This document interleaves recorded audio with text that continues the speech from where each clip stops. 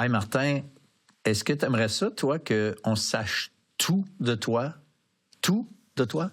Bien justement, François, là, ce petit dossier-là, puis en plus, il est rouge, c'est toutes tes pensées, tout ce que tu as fait. C'est pas chic.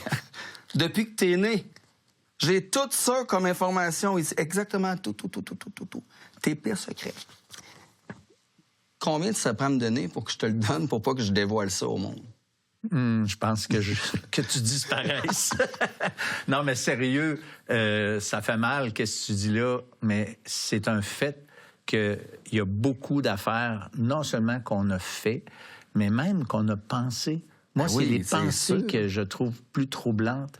Parce qu'il y a un monsieur qui m'avait dit une fois, si toutes mes pensées avaient été étalées sur le mur derrière moi, je prendrais les jambes à mon cou, puis je quitterais la pièce. Puis j'avais trouvé ça un peu beaucoup, mettons, exagéré.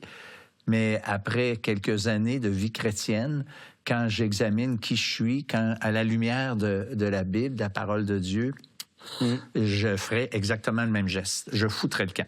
Je me suis posé la question pourquoi ça nous dérange tant que ça. Puis juste quelques raisons. Premièrement, la peur du jugement. Oui. Il y a des choses qu'on veut pas que les autres sachent parce que, bon, est-ce qu'ils vont me juger? Est-ce que je vais baisser dans leur estime? Puis la crédibilité, j'en aurai plus parce qu'ils vont apprendre telle ou telle chose. Oui. L'autre raison, parce que j'ai peur que mes proches ne m'aiment pas tel que je suis. Ça, quand c'est nos proches, nos enfants, nos amis très proches, notre épouse, peu importe, s'ils apprennent telle ou telle chose, est-ce qu'ils vont encore m'aimer de la même manière ou ça va comme affecter?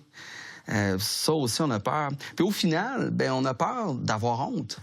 C'est vraiment la honte, au final, qu'on veut pas. Parce que la honte, c'est de révéler quelque chose de secret qu'on ne veut pas qu'il soit révélé. C'est pas des choses bonnes. Si tu me pognes en faisant quelque chose de bien, moi, je suis bien content.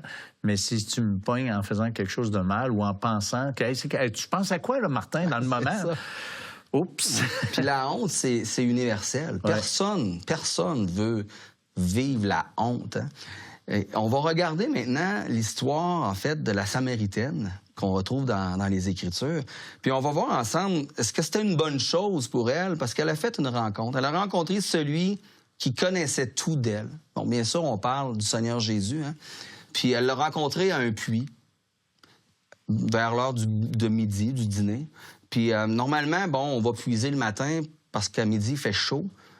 Possiblement qu'elle voulait pas faire rencontrer les autres femmes, peut-être, puis qu'elle avait peut-être peur du jugement. Sa vie était pas en règle selon les standards de Dieu. On sait ce qu'on peut croire. Elle arrive là, puis déjà, Jésus est là. Il avait passé par la Samarie. Les disciples sont allés chercher des vivres. Jésus va là se reposer. Mais Jésus avait un rendez-vous avec cette femme, elle le sait pas. Ouais. Les disciples le savent pas, mais lui, il le sait. Et Jésus voit la femme et lui demande « Donne-moi à boire ». Et là, la femme, elle est surprise, hein? Parce que déjà, on voit que Jésus ne porte pas de jugement sur cette femme. Il y aurait différentes raisons de ne pas parler à cette femme. Elle était une femme. Les mœurs de l'époque faisaient que les hommes ne s'adressaient pas aux femmes comme ça en public. Ensuite, elle était une Samaritaine. Puis même le texte nous le dit qu'ils n'ont pas de rapport ensemble, les Juifs et les Samaritains. Puis même la femme samaritaine, elle va le dire, elle dit « Comment toi, qui es Juif, me demandes-tu à boire à moi, qui est une femme samaritaine? » On va regarder ensemble la discussion qu'ils ont eue ensemble. Et c'est un texte qu'on trouve dans Jean, chapitre 4, à partir du verset 10. Jésus lui répondit, « Si tu savais quel est le cadeau de Dieu et qui est celui qui te dit « Donne-moi à boire », tu lui aurais toi-même demandé à boire et il t'aurait donné de l'eau vive. » Là, elle pense que c'est de la vraie eau parce qu'elle lui dit « Seigneur », lui dit la femme, « Tu n'as rien pour puiser et le puits est profond. D'où aurais-tu donc cette eau vive?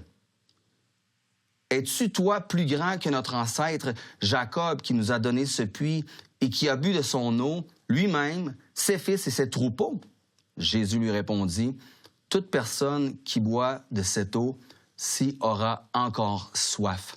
En revanche, celui qui boira de l'eau que je lui donnerai n'aura plus jamais soif, et l'eau que je lui donnerai deviendra en lui une source d'eau qui jaillira jusque dans la vie éternelle. » Et là, la femme lui dit, « Seigneur, donne-moi cette eau afin que je n'ai plus soif et que je n'ai plus à venir puiser ici. » Alors, belle discussion avec le Seigneur et cette femme. Jésus ne porte pas de jugement. Il lui offre de l'eau vive. En fait, il lui offre la vie éternelle. Il brise les barrières sociales. C'est une femme samaritaine, mais je lui parle. Mais en plus de son péché. En plus, oui. Je veux dire, il établit une relation avec elle malgré son péché, malgré... C'est une femme, en fait, sa vie n'est pas en ordre. Puis ça m'amène au point qu'on voit que Jésus l'aime telle qu'elle est, malgré son péché. Puis on peut continuer de lire l'histoire ensemble à partir du verset 16. « Va, lui dit Jésus, appelle ton mari et viens ici. » Et là, elle se fait pogner un peu parce que la femme répondit, « Ben, je n'ai pas de mari. » Et Jésus lui dit, « T'as bien fait de dire, je n'ai pas de mari, car tu as eu 5 maris et l'homme que tu as maintenant n'est pas ton mari. En cela, tu as dit la vérité. » « Seigneur, lui dit la femme, je vois que tu es un prophète. » Alors, clairement, selon les critères de Dieu, cette femme-là a une vie en désordre. Mais Jésus l'aime quand même. Jésus lui offre de l'eau vive quand même. Et il n'est pas en train de minimiser son péché en passant, parce qu'il lui dit qu'elle a péché, puis que sa vie n'est pas en règle. Et on voit que la femme samaritaine ne ressent pas la honte. Tantôt, je disais, on ne veut pas avoir honte, on veut pas que... Mais Jésus, il découvre rien, il sait déjà tout. Puis au lieu d'avoir la honte, elle a de l'admiration. Elle dit, je vois que tu es prophète. Elle capote, là. Il sait tout de moi. Et là, elle dit, écoute, oui, j'attends le Messie. Elle dit qu'elle attend le Messie après. Puis quand il va venir, il va tout me dire. Puis Jésus lui dit, je le suis, moi qui te parle. Et là, elle laisse sa cruche. Elle court dans le village. Elle dit, hey, venez voir, j'ai rencontré quelqu'un qui sait tout à propos de moi, ne serait-ce pas le Messie. Alors, cette femme-là, c'était la plus belle chose qu'elle rencontre, celui qui connaissait tout d'elle. Parce que Jésus savait comment l'aborder, connaissait son péché, connaissait ses besoins, connaissait comment lui parler, comment parler à son cœur. Donc, c'est la meilleure chose qui soit arrivée, puis c'est la meilleure chose qui peut arriver à tout le monde, de connaître celui qui sait tout de nous. Tellement. Merci. Merci, Martin. Je vous invite à rester avec nous parce que dans le prochain segment, on va y aller avec des aspects pas mal concrets par rapport au fait que Jésus sait tout de nous, mais qu'au fond, c'est une bonne nouvelle. L'heure de la bonne nouvelle, en collaboration avec le Messager chrétien, vous offre gratuitement le livre de réflexion quotidienne La Bonne Semence. Pour en recevoir un exemplaire, écrivez-nous à l'heure de la bonne nouvelle, casier postal 33012, comptoir postal Thibault, Trois-Rivières, Québec, G8T 9T8. Vous pouvez également nous joindre à info@hbn.ca ou par téléphone 1-866-509-1319.